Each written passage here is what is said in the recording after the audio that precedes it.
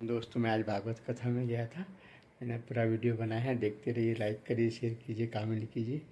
बहुत ही अच्छा भागवत हुआ वहाँ पर।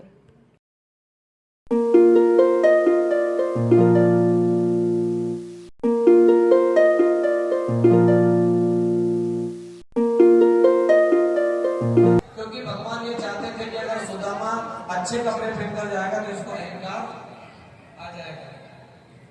और इधर सुदामा के मकान के लिए पूरी सुदामा नगरी लक्ष्मी जी को आशीर्वाद दिया, विश्वकर्मा को आशीर्वाद दिया, पूरी सुदामा नगरी।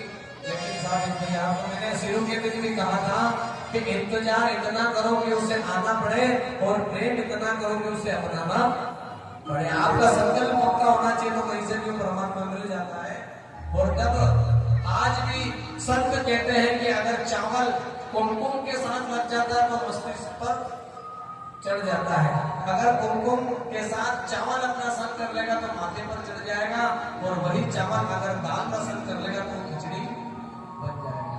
और सुदामा जी जाने लगे और कहने लगे, भाई मुझे तो तेरे दर्शन करने थे, सब कर लिए, लेकिन अब तेरी भाभी सुशीला ने जो पोटली भेजी थी वो तो मेरे से कुछ मांगेगी, लेकिन सुदामा क्या अपने शब्दों में मैं गाऊंगा, फिर मेरे साथ आप गाना। हे द्वारिका के नाथ तूने कुछ नहीं दिया, हे द्वारिका के नाथ, हे द्वारिका के नाथ तूने कुछ नहीं दिया, हे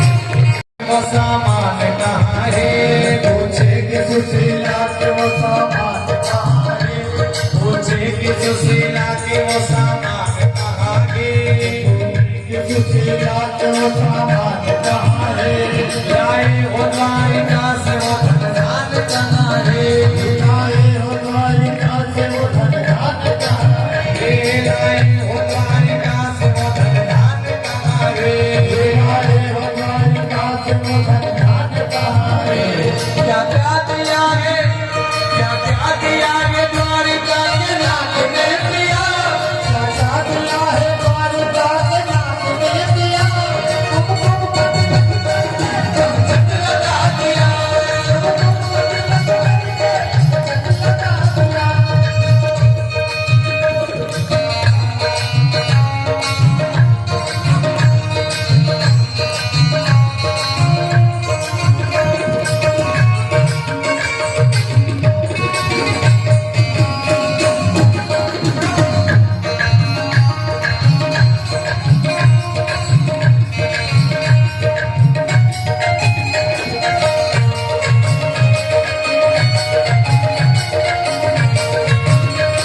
ये द्वारिका के नाथ तुम्हें कुछ नहीं दिया, द्वारिका के नाथ तूने कुछ नहीं दिया, करके लगा दिया। जग लगा दिया, लगा दिया। गए तो उनको अपना ही घर पहचान के नहीं, आपने कहा कि ये कौन सा गाँव है, बोले सुदामा नदी, बोले तो मेरे नाम है। घर पूछा कि मेरी छोटी सी झोपड़ी थी लेकिन यहाँ पर तो महल बना, बोले सुदामा जी का ही महल है। और जब उनकी पत्नी को देखा तो पत्नी चार चार दासियों के साथ आती है, बोले आप कौन हो, बोले मैं आपकी धर्म पत्नी हूँ सुशीला, बोले सुशीला तो इतनी मोटी, बोले जिसका मित्र अगर कृष्ण हो तो उसकी घरवाली, क्योंकि चाय से ज्यादा केतली गरम। हमने कहा कि एक काम कर, तुझे सोना चाहिए था, तुझे घर चाहिए था, तुझे हार चाहिए था, तो तू इसमें रहे, मैं तो चला मेरे भगवान के भजन। जैसे सुदामा जाने लगे तो भगवान ने अंदर से आवाज दी कि सुदामा चिंता मत कर, मैं भी इसी घर में तेरे पास।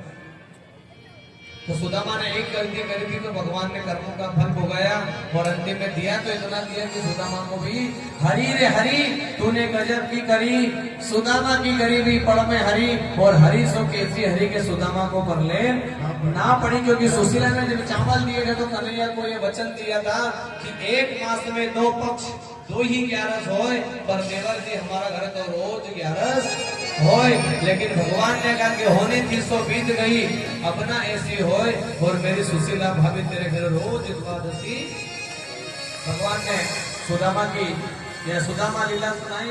इसके बाद राजा परीक्षित को और भी कथा सुनाते कि भगवान ने जरासंध का वध किया, कालियावन का उद्धार किया, और अब आगे भगवान के यहाँ पर प्रद्युम्न जी ने जन्म लिया है, उनके घर अनिरुद्ध जी ने जन्म लिया है।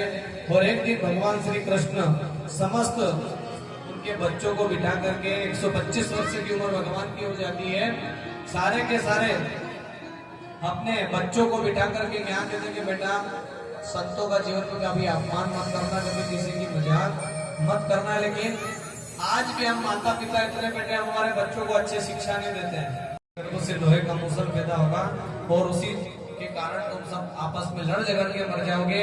उसके गर्भ से जब लोहे का मूसल निकला तो उन्होंने उसको उससे बचने के लिए समुद्र में फेंक दिया, 60,000 उसके टुकड़े हुए, उसी का एर नाम का घास बना, उससे आपस में लड़ झगड़ के सारे यदुवंशी समाप्त हो गए। उस लोहे के टुकड़े को एक समुद्र में जब फेंका था तो मछली निकल जाती है, वो मछली को एक बहिया लेकर के आता है, जब उसको काटता है उसमें से लोहे का टुकड़ा निकलता है, उसका वो तीर बनाता है, और तीर बना करके जब जंगल में शिकार करने के लिए जाता है तो भगवान पीपल के वृक्ष के नीचे पूर्णिमा के दिन अपने दोनों पैरों को लंबे किए, चतुर्भुज रूप नारायण में विश्राम कर रहे थे कि भगवान के उन दोनों पैरों को ऐसा सोचा कि ये कोई हिरण का मुख है, और उसने जैसे ही तीर मारा कि भगवान के पैरों में तीर लगता है, और जैसे वो हाथ जोड़ करके कहता है कि प्रभु मैंने तो बहुत बड़ी गलती कर दी, मैंने आपको तीर मारा, तो भगवान ने कहा कि चिंता मत कर, तेरा कर्जा मुझे चुकाना था, मैंने रामा अवतार में छुप करके तुझे, तू बाली था,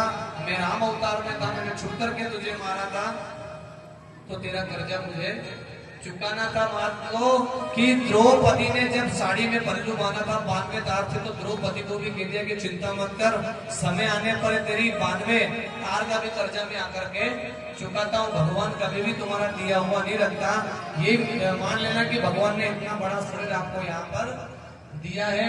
उस बहेलिये ने भगवान से प्रार्थना करी और वहीं से भगवान का प्रणाम तो होता है।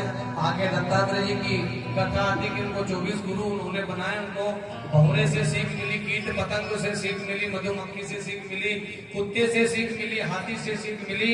और अब राजा परीक्षित को कहते हैं कि अब वही समय आया है कि राजा परीक्षित 7 दिन से निरंतर भगवान की कथा सुन रहे थे। लोगों ने ये भी कहा कि जिस भगवान ने राजा परीक्षित को माँ के गर्भ में जाकर के रक्षा कर दी थी, क्या वो उस मृत्यु से नहीं बचा पाए? तो संतों ने कहा, भगवान ने कहा कि मेरा दिया हुआ श्राप होता तो मैं मेरी प्रतिज्ञा तोड़ करके वापस ले लेता, लेकिन ये किसी ब्राह्मण का श्राप था और ब्राह्मण के श्राप को तो मैं खुद भी नहीं मिटा सकता, वो तो उसको उतना भोग नहीं है। वही समय आया कि राजा परीक्षित हाथ जोड़कर गुरु के श्री चरणों में बैठे हैं और इधर से तक्षक जाता है, उधर से कश्यप जाता है। और राजा परीक्षित से सुखदेव जी महाराज अंतिम में एक प्रश्न और पूछते हैं कि देख राजा, अभी तक तूने मुझसे प्रश्न किए थे, मैं तेरे से लास्ट प्रश्न करता हूँ। शुरू के दिन एक प्रश्न किया था कि तूने कोई गलती करी, और एक लास्ट का प्रश्न पूछता हूँ कि अब तू मरेगा। तो राजा ने कहा कि भगवान, जब मेरा जन्म ही नहीं हुआ तो मैं मरूंगा। बस इतना अंतर ध्यान। भगवान ने आशीर्वाद दिया कि जा, अगर तेरा जन्म ही नहीं हुआ है, आत्मा ना कभी मरती है न जन्म लेती है, आत्मा तो हमेशा अजर अमर रहती है। जो भी होता है शरीर के साथ होता है। और जा राजा परीक्षित, अब तुझे मोक्ष मिल गया। कहने का अर्थ ये है कि अगर आपकी सांसें खत्म हो जाए और इच्छा बाकी रह जाए, उसे मृत्यु कहते हैं।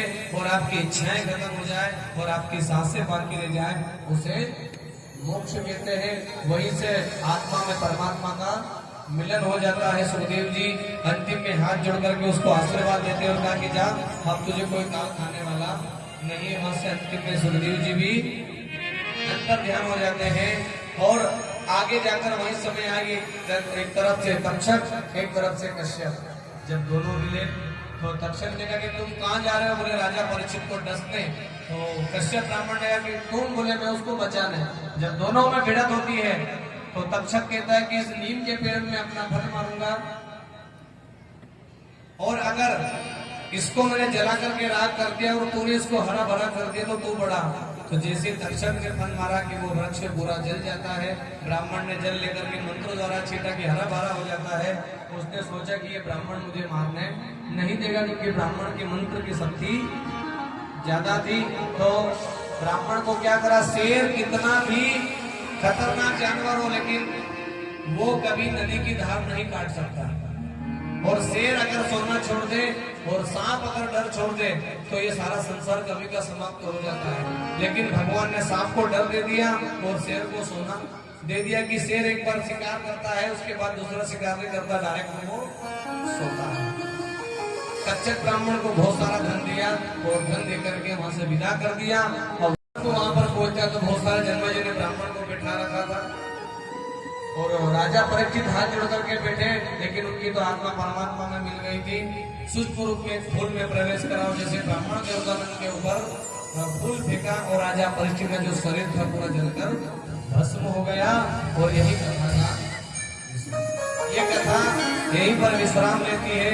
और जाते जाते आप सबसे कह दूं कि जिसने जिस भाव से इस कथा को सुना हो, भगवान ठाकुर जी आपकी हर मनोकामना पूर्ण करे। सरस बन में, सरस बन में, आज कोई बोली न सरस बन में।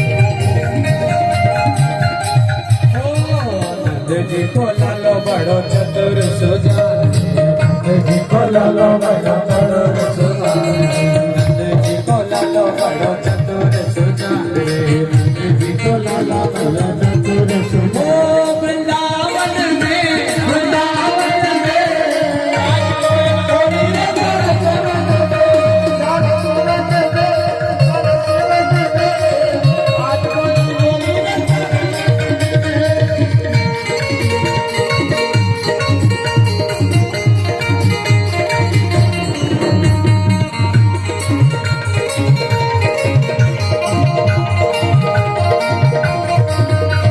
रज में हो रे रसिया, आज धीरज में होरी रे रसिया, आज धीरज में होरी रे रसिया, होरी रे बर जोरी रे रसिया, होरी रे बर जोरी रे रसिया। वो आज भी रज में हो रे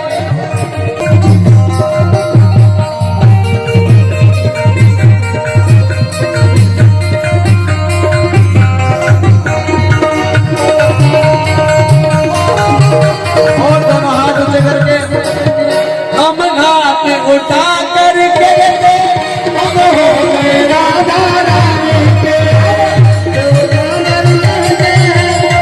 गए राधा रानी के, हम हाथ उठा करके हम हो गए बोले श्रीमद् भागवत महापुराण की जय। बोल बांगे। जय हिंद दोस्तों, पूरा वीडियो देख लिया हो तो लाइक करिए, शेयर कीजिए, कमेंट कीजिए, सब्सक्राइब कीजिए। जय हिंद दोस्तों।